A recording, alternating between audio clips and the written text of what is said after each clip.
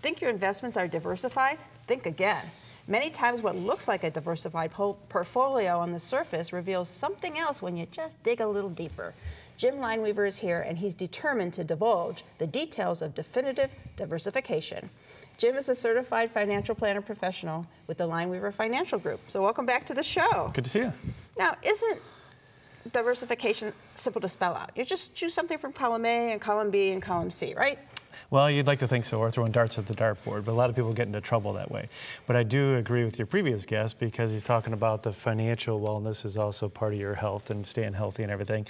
And the easier you can make these financial decisions and make them work for you as part of maybe that annual checkup, the better off you can be. And this diversification is so key because so many people make wrong mistakes with this. And sometimes it takes computer programs to figure this stuff out. But what you want to make sure is that you're properly diversified between stocks, bonds, mutual funds, things along that nature. And you don't have a lot of style drift and overlap and things along that nature. And unless you peel back that onion, you're never going to know. All right, well, maybe it is a little bit more complicated than I thought, but I mean, how hard can it be, right? Well, there can be, because what ends up happening is, like right now, interest rates are going up, so your bonds could be suffering. So you got to balance that out in some other portion of your portfolio. And you might have to look at other things that are dividend producing in order to get that income that you want without losing a lot of principal. But one of the other keys to diversification is when you're holding individual stocks, you also don't want them to represent more than 25% of your portfolio. Because, and people get caught up in this, you may be working for an employer, you're getting a match employer stock, you have stock options in the employer, and all of a sudden, before you know it, they're greater than 25%. It's great if it's on a good ride, but the minute that starts to turn, you could lose a substantial amount of net worth. All right. Well, yeah, I guess I do see it is a little bit more complicated than all that. So what else do we need to know?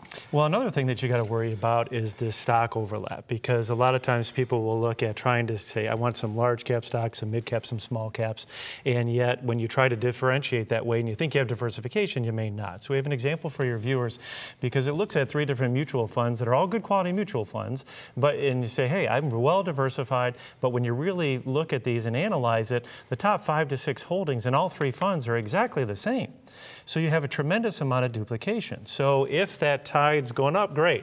But if the tide turns and starts to go down, that ship is going to sink so fast, you may not be able to get out in time. So you have to make sure that you really dive into these funds to make sure you have the proper diversification. So the title may not tell it all. Exactly. All right. And you mentioned earlier something called style drift. Yes. Is that like Tokyo drift in your car or something? It could be, or sliding right around the corner. Maybe not as fun, but it could be something that you've got to pay attention to. And this is where the funds, let's say you had a small cap stock or fund, and they're buying these small companies. And what ends up happening is those companies grow over time. And that manager may like it, may not sell it. And it might gravitate to a mid cap or a large cap. So I have another example for your viewers where it dissects both a large cap fund and a mid cap fund. And what it looks at doing is, these are complicated charts, but where it says large there and the arrow on the left, that's going to show the concentration of that large cap fund with how much of their 100%. So in other words, 50% is in a large cap value type of a play. But look at all the mid cap and small caps that they have in there. That's over 20%. The one that's a mid cap fund, you think it's concentrated there, but you have a lot of large and small caps. So now we looked at the different funds and you have a lot of stock overlap. Now you can say I have large cap, mid cap, small cap, and now I got a lot of duplication again. So it can come at you from both sides, and you really got to make sure you're doing the right thing here. All right, so I am convinced now, finally, after all of these different new terms, diversification is necessary, but it ain't easy.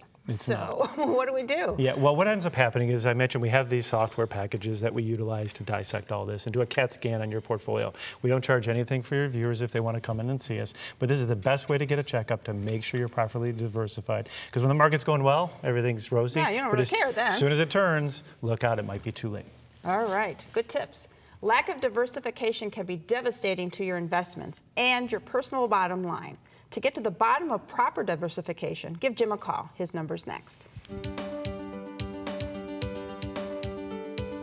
For more information, call the Lineweaver Financial Group at 1-888-313-4009 or click to www.lineweaver.net.